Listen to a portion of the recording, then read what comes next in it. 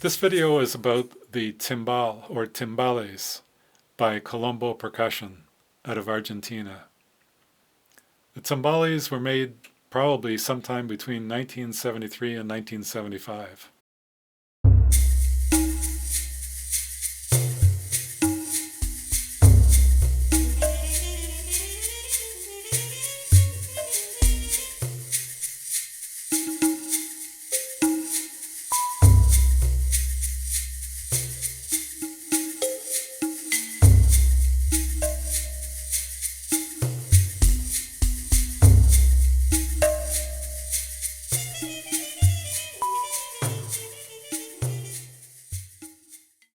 These percussion instruments have actually lived in 4 different countries on 3 continents.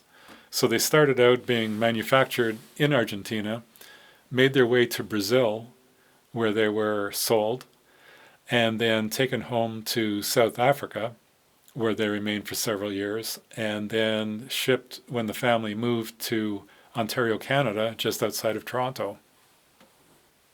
So these instruments have really been around. This video on the Colombo timbales will go into some detail as to how I cleaned them up, got rid of the calcification, polished the chrome,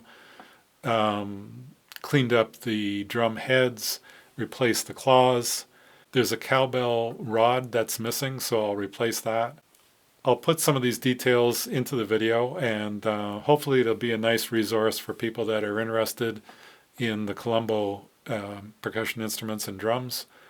And this will show some of the design details so that people get an idea of what makes them a little bit different from the rest. When I bought the timbales, I bought them with the bongo and the 2 tumbadoras.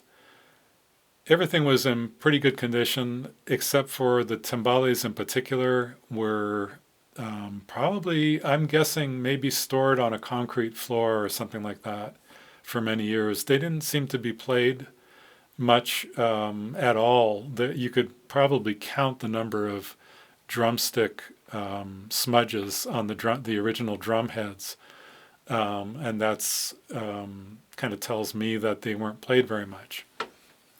And the owner actually told me, he said that he brought the instruments home and put them in the storage room, and I recall that he said that they have been in that room since day one. The timbales had quite a few maintenance issues. In fact, a lot of the claws that hold the hoop on the top had snapped in half. They were cast. When you look at the metal where they had snapped, it almost looks porous. It looks kind of granular, not quite porous, but almost. And it looks like just the tension that was on them from being stored eventually made them crack. And actually, when I picked up one of the timbales, my thumb just happened to rub on one of the claws, and it just snapped in half. So it was ready to go. So what I'll be doing is ordering replacement claws and cleaning everything up as best I can, getting rid of the calcification and putting it all back together. I'd like to do a sound sample with the original heads and then another sound sample with new heads. So that's those heads are at 14 by 6.5.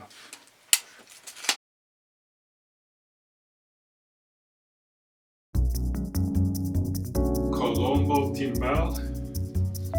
Nice logo, nice badges on the drums.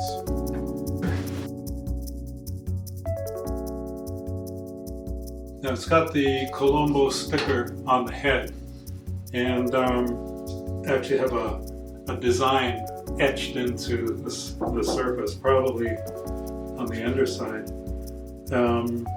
It's got the Colombo sticker there, but along with the etched pattern, it's got an etched logo of Hispania.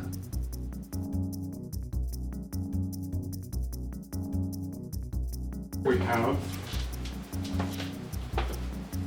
the Timbale Stand. It's very slender, elegant, has felt padding on it. So now this thing is adjustable.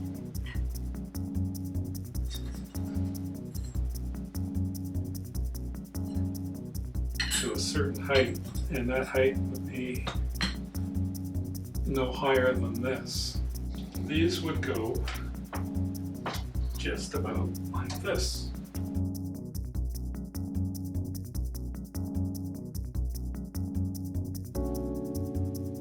They just slide right on. It's a snug fit. It's very precise.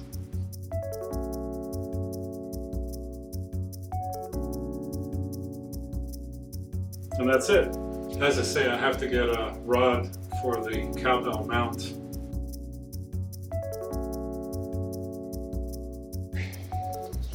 And you can slide this felt bumper or up and down if you want to. Those will hold the shells upright. This is a claw type arrangement on the top hoop, but 1, 2, 3 of them are broken, 4 of them, yeah, they're broken. They look like a casting. They're very rough where the break is. They weren't being used as far as I know, so they just, who knows. But they were in transit across the sea.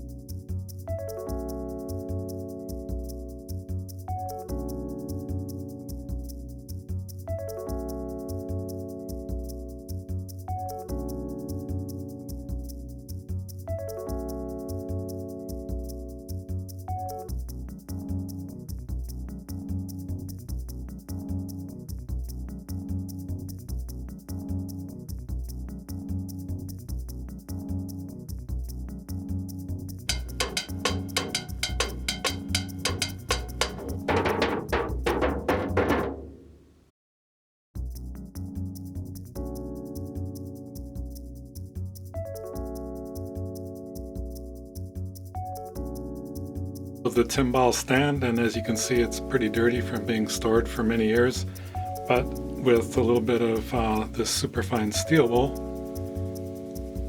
you can give it a rub and you can really see the difference on this side compared to this side, and that's just like 1 or 2 minutes work to give it a bit of a rub. It's got to be super fine for a super fine finish.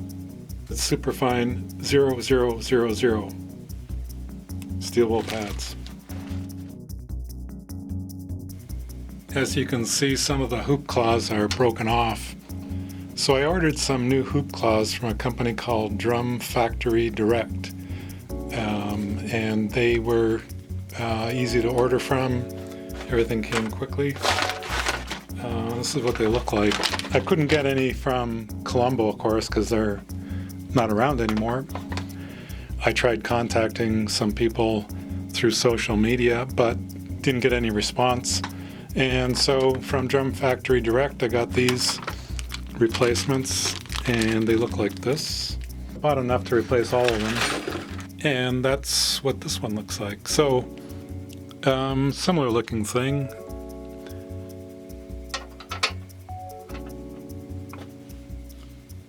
Kind of tidy. It's a mini claw, and it's intended for snare drums and toms. You'll notice that the lugs on these timbales are similar to a drum set lug. It's kind of a nice look, that's for sure. Here's another shot of the lug and the replacement claw. You know, one thing I couldn't find online is the dimensions of the replacement claw. I just had to guess because it was made for snare drums and toms, and I thought it's got a tidy look to it. It's not as big as a bass drum claw. One of the important things I was looking for in this replacement was the fact that the top of it in the middle is offset, like downset from the top edge of the claw, just like this one is. That would be important because some of the claws are made so that this part here, the body of it, is actually right up here next to the claw. And that would mean that you'd have more hardware. You'd have the tension rod head protruding up above that. So you're likely to hit your sticks with it on occasion. I haven't even cleaned these up or taken these tension rods out yet, so I better do that and make sure everything's going to be okay.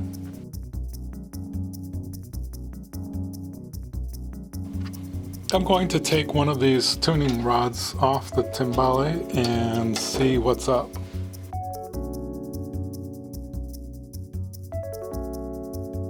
Now let's see if it fits in the claw. Nope. Doesn't fit. It gets stuck right there. You can see that the space in here is just not quite big enough to get that rod through. So that means that this tuning rod is a larger dimension than we typically see on a drum that uses this kind of a claw for a snare drum. I'm going to go grab a spare tuning rod from a drum set and see if that fits in here, just to see if this thing is actually a different dimension or not. There's still lubrication on the threads of this tuning rod, and all of them, I guess, and it came out with no effort at all. Okay, so here's a tension rod off a tom-tom, and let's see if that fits.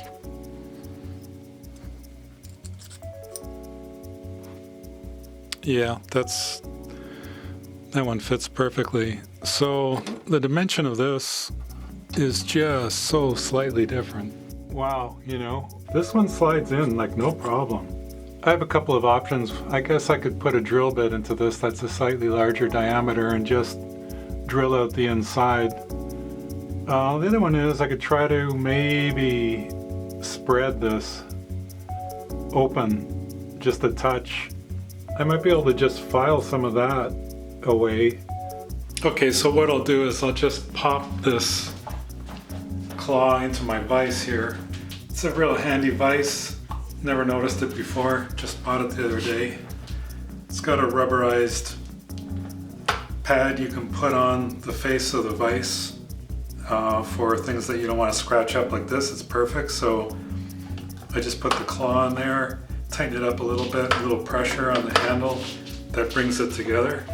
I'm just going to take a drill bit that's slightly larger in diameter to the tuning rod, and I'm going to put it in the hole of the claw and just drill it out a little bit so that the tuning rod will fit.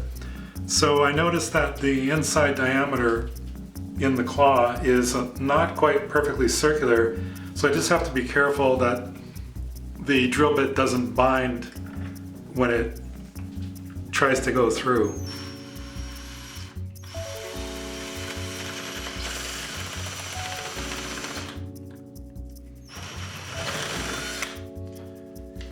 So that's it.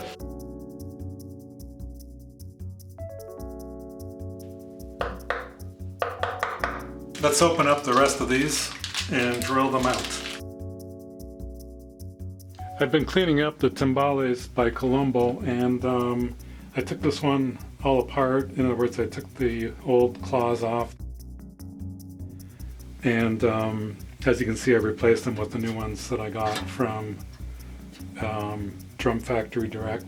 And so I took it apart, and one thing I noticed was when I was taking the head off it, it was very difficult to get the head off. It reminded me of vintage Gretsch drums, and even some of the Rogers drums, and maybe the pre-international Premier drums might have had a similar situation. But with a lot of vintage drums, the heads were almost you almost have to hammer them on to get them over the shell. This shell is not out of round, but the dimension just changes by a fraction of an inch in the diameter.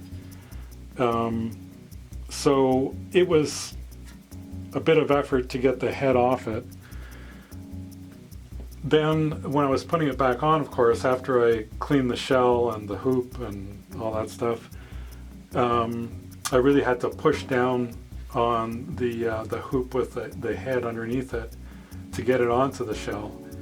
And once it was on there, the head, as it was when I bought it, it was really wrinkled, and I thought that was because some of the claws were broken, and therefore it couldn't be tuned evenly, so it had wrinkles in it. But what I discovered is, in order to get the wrinkles out, I had to keep turning the rods tighter and tighter. And once the wrinkles were out, I arrived at a very... Then I'll have to look at researching some heads. And I know some of the big makers make drum heads that are shaped a little differently to fit vintage drums more easily. And I might have to go with something like that. At the moment, this is what the Hembra sounds like. You can't go too low with it. It's a 14 by 6.5. Just gonna do a quick demo on, when I loosen this, what the head looks like. And if you don't have a speed key, by the way, I got this recently and I think it's just fabulous.